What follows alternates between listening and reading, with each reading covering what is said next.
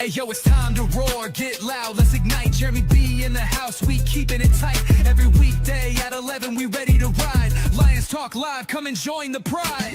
Waking up early, it's that morning grind. Tune in to the show, leave the troubles behind. Jeremy B's the king, with the voice like thunder. Every word he spits, it's a lyrical wonder. Got the lions around, sharp and fierce. When we hear one pride, you can't help but feel your heart pierce. Talking all the topics, keep it real, keep it raw. With a lion's mentality, we're ready for the roar.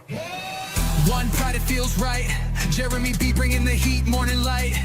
Every weekday at 11 we taking flight. Lions Talk Alive, yeah, we ready to bite. One pride, hear us loud. Jeremy's in the zone, making us proud. This is a Huddle Sports Network broadcast. You can find us on Roku TV, Amazon Fire TV, Facebook, and of course YouTube. Get all your NFL news here first. Hey, it is Lions Talk with Smoke and Jeremy B. How's everybody doing today? We are here live in Flint, where the water's shit, but the tires are good. But we are here to talk about the Lions and a little bit of news before I have to go into work early, because I get tomorrow off, so hallelujah. This is the practice report from yesterday. Graham Glasgow, no practice. Kerby Joseph, no practice. Josh Pascal, no practice. Khalif Raymond, no practice. And Brock Wright, no practice. But Pascal was a full practice, and today is the day to make a decision if he's going to be on the active roster. But Terrion Arnold was limited again, and it looks like he may be back, but not Kerby Joseph because of his knee. RBF Fred, yeah, I saw your post. I'm sorry, those people need to quit playing Madden and do those stupid trades. Goff and Gibbs is worth way more than just Caleb Williams.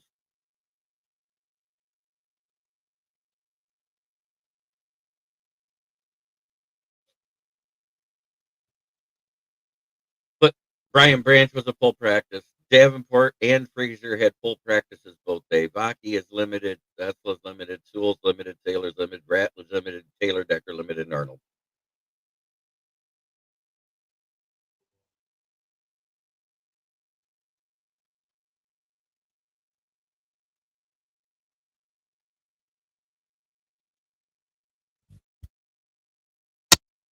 Pretty sure I sent that up.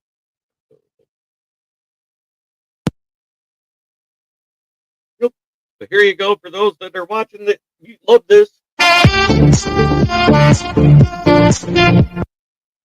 There you go. Just talking about the injury report here. Pascal went back to no practice today. I hope yesterday. I hope that was just a rest thing. Don't know for sure. Anybody that wants to get rid of Gibbs when he's playing like this for this season, that's an idiot.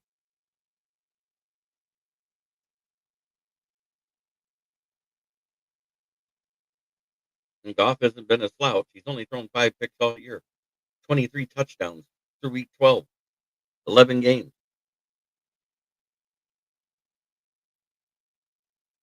He's having a career year, and you want to get rid of him? You guys are idiots.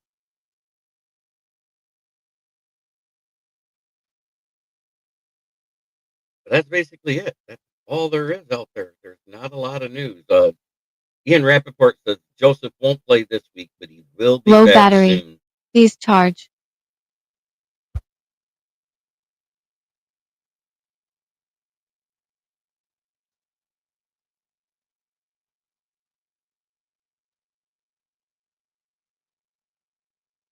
So that's the news. Other than that, happy Turkey Day. I may go live tomorrow. I haven't decided. There will not be a round table tonight. I don't think.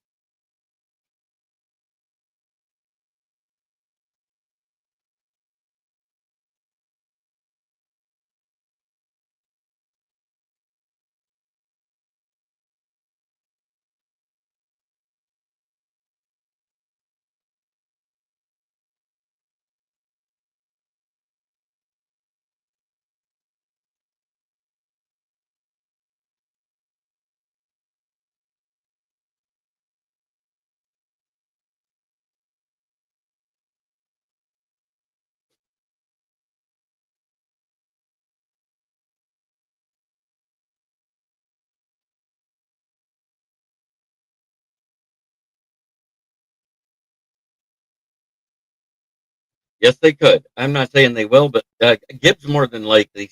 St. Brown's and maybe because let's face it, Green Bay's defense has been decent. It hasn't been great in the pass coverage. It also hasn't been. It's been good to great in run coverage. So 40, 46 yards ain't that far.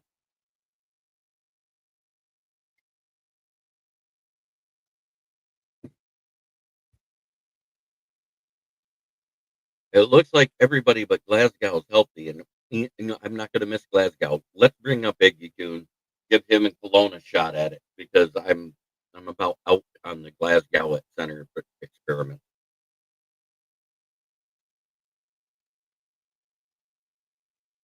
What's weird is last year when Ragnow was out, we did fine. The year before, because we didn't have Mahogany and we didn't have enough, two good guards. Jim Jackson, good to see you, brother. Anyways, the year before, when Ragnow missed 8 games, we lost 6 of them with Glasgow at center. So we do know what this looked like because we were playing a backup guard with a backup guard with a backup center. That is something we had before. We didn't have that this year until Christian Mahogany got hurt. And we saw how bad it was versus the Eagles. We saw what it was like last week with a second week of practice for those backups. It wasn't as bad, but it still wasn't good.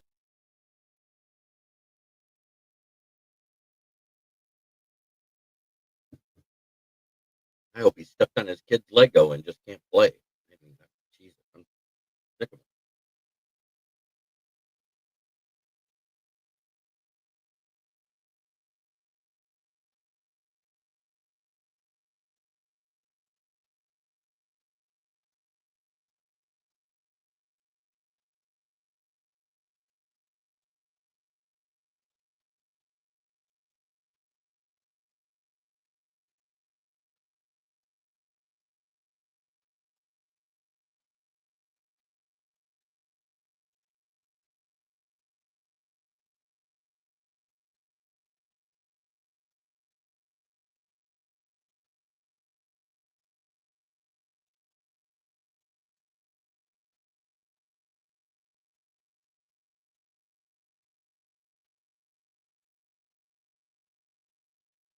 But today's the decision day for Pascal.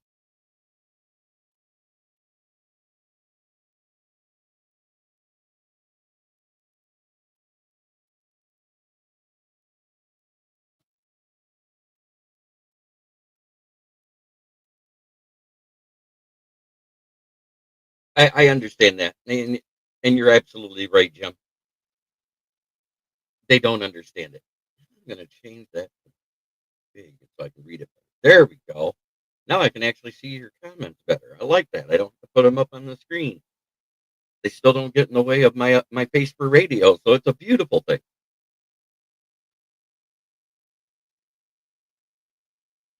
I just I am ready for tomorrow, and the key is to get the run game working. If that run blocking is as good as it was last week, and it could be, I'm not saying it will, because Green Bay's defense has been good against the run.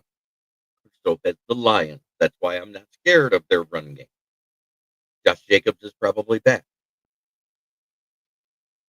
I'm not scared. Both of us are missing a, a level just below elite tight end in Kraft and Laporta.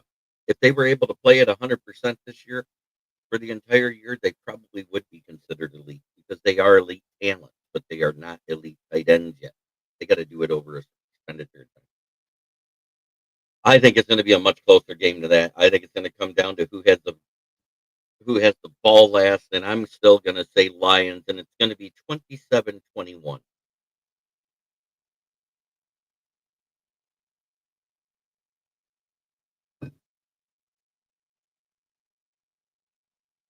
And I know if it wasn't for the 40-point game, they wouldn't be averaging 21 points right now.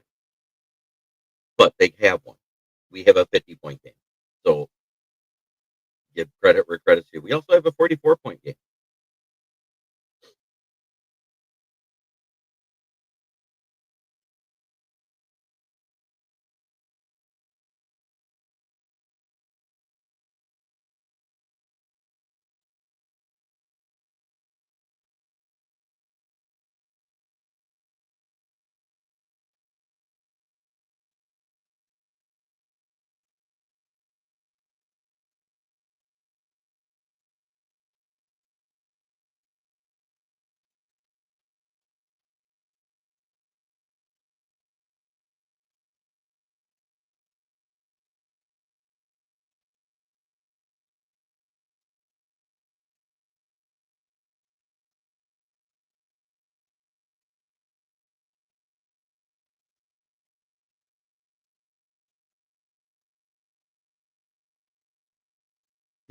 FTP. I think we win this week because I said we were going to split with them.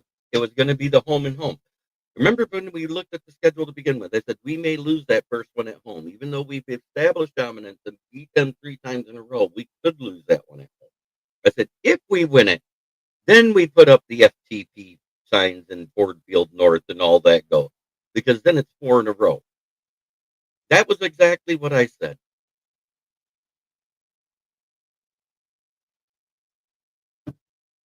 And somebody kept saying, "Oh, we will, we will, we will." I said, "No, it's week one. We're rusty in week one. We barely beat the Rams the year before. We barely beat the week one team the year before that." But as Lions fans, we got used to winning week one. But instead, we took it out on Chicago week two at home, and I'm fine with that. It was funny. I know Goff didn't like it. I personally didn't like it either. But the "fuck Ben Johnson" chant and and Jared Goff chant, that was great.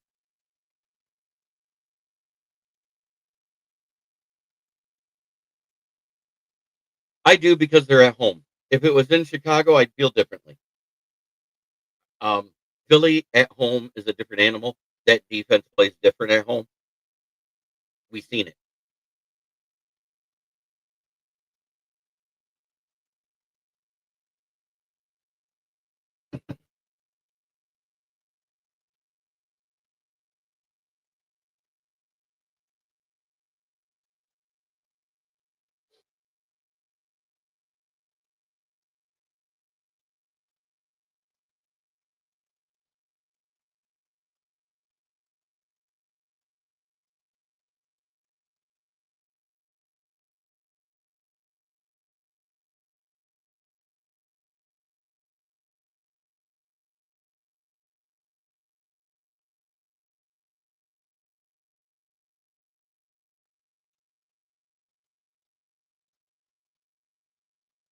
Uh, And we almost lost to the Giants. I don't use that argument because everybody's almost lost to somebody or has lost to somebody who's beat another team. Th- That mentality is gone. This year is the year of the most amount of parity we've seen in the NFL. The bad teams are bad. And I'll name them. They're four: Giants, Jets, Titans, Saints. Those are the worst teams in the league, hands down.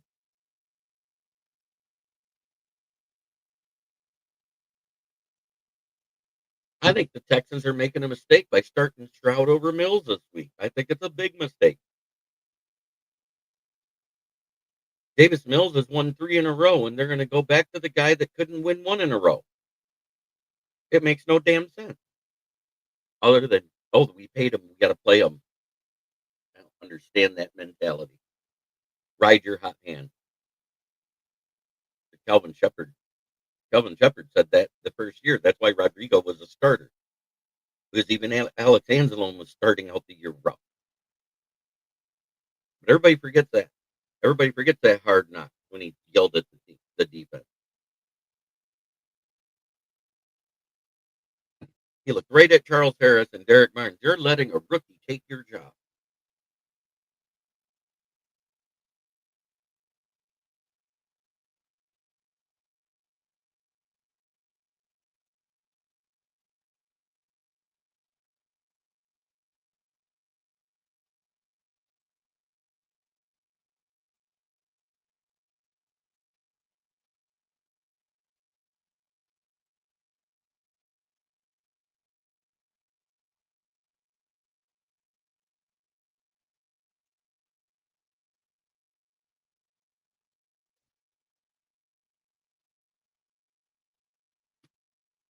So I'm not using that argument. Oh, they almost got beat by this team.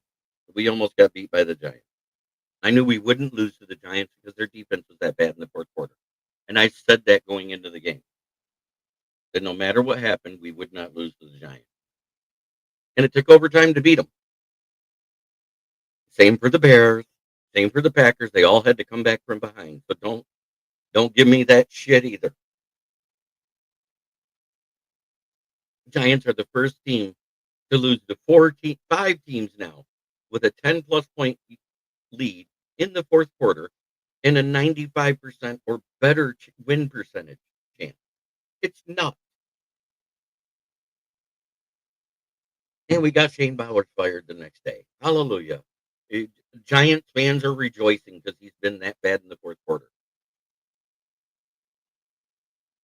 Kafka not taking the field goal when he could have had a chance to go up by 6. Stupidity. There was a lot of things that went wrong in that game. And there was a lot of things that went right. The main thing that went right was Jahmyr Gibbs. 3 of our touchdowns. We scored 34 points, and 3 of the touchdowns came from him. 1 of them came from Saint.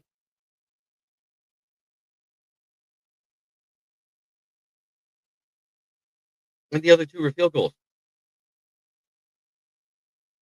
Jake Bates, 59 yards. Money.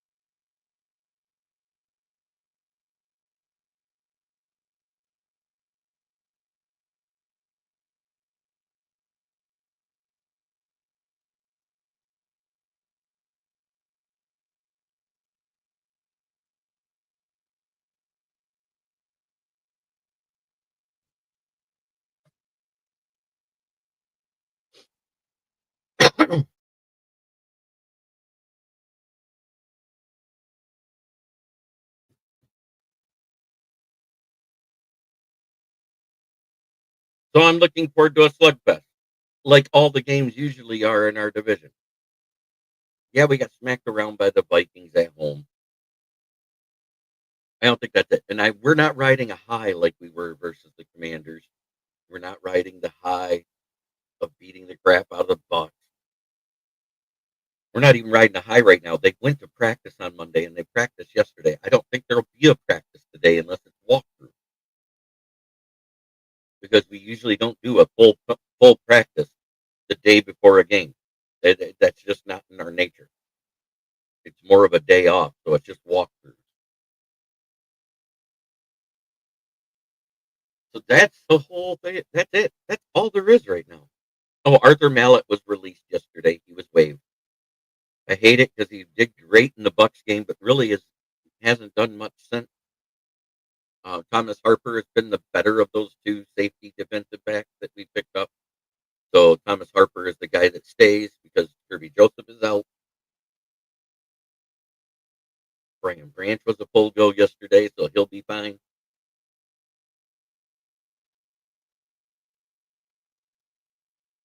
Not only do I want them to win this game, we kind of have to win this game if we want to stay competitive in the race for the division. Because Green Bay gets to play the Bears twice. If they split, that changes everything, right? It's going to come down to week 18 at this point.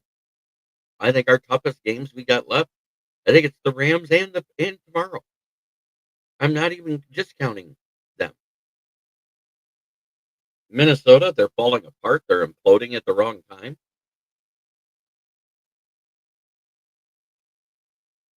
Bengals, I just found out this morning that Jamar Chase's suspension has been upheld. He will miss the game versus the Pats, and Burrow's coming back.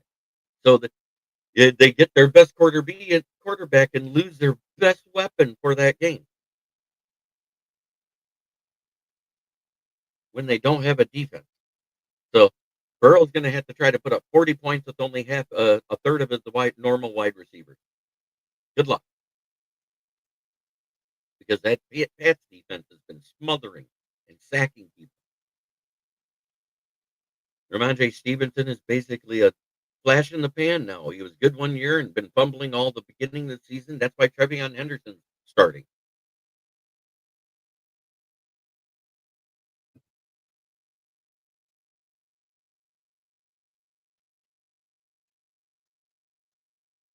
All the teams are having issues roster-wise. Everybody's having some sort of injury problem. The Bears are banged up at linebacker. I know Edmonds is out, and they don't know. Edwards is out, and they don't know about Edmonds yet.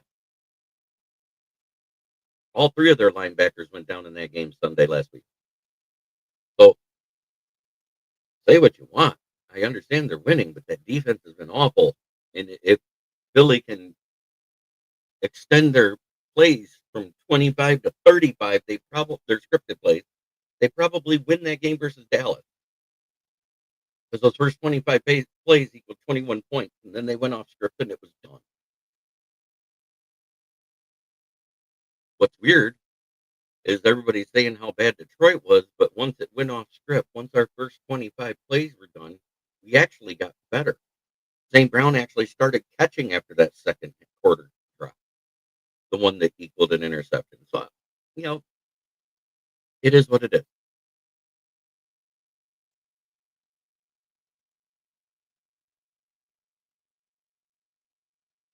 The games we've lost, we've been behind by more than a touchdown at halftime.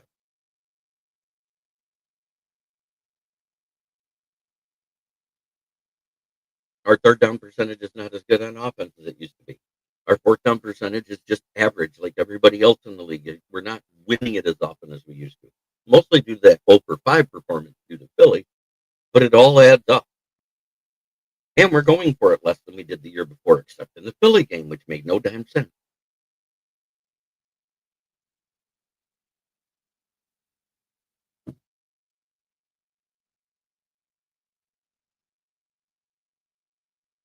And because we needed the points, we finally let Jake Bake kick, and lo and behold, he gets one. From 54 yards, when 3 of those were 48 to 54 yards that we could have kicked the field goal instead of trying to get the first down. So that 9 points could have been a difference maker. Because Philly doesn't change if it's only 3 more points. They change if it's a touchdown. That's my point I'm going with.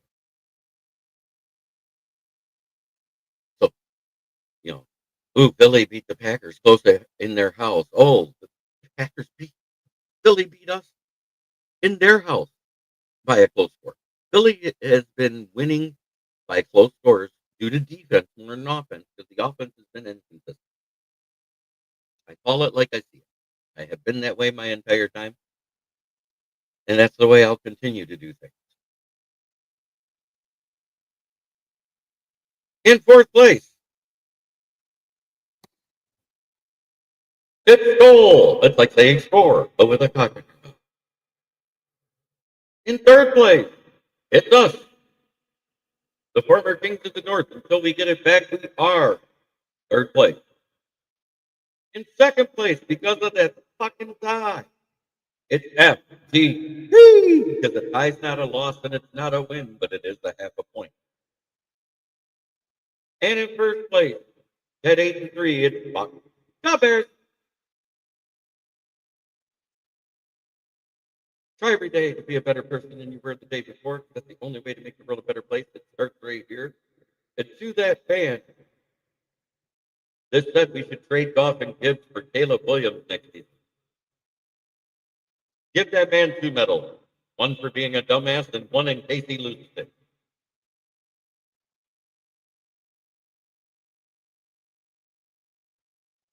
Happy Thanksgiving. Enjoy the football.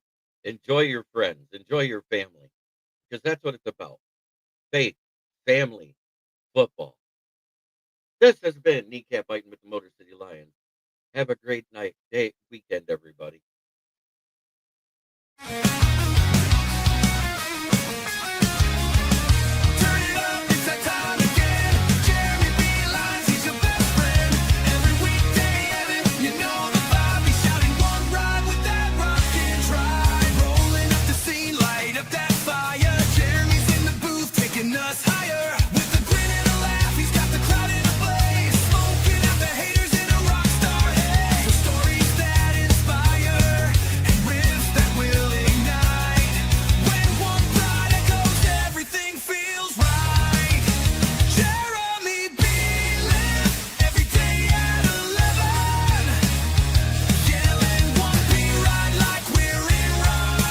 This is a Huddle Sports Network broadcast. You can find us on Roku TV, Amazon Fire TV, Facebook, and of course YouTube.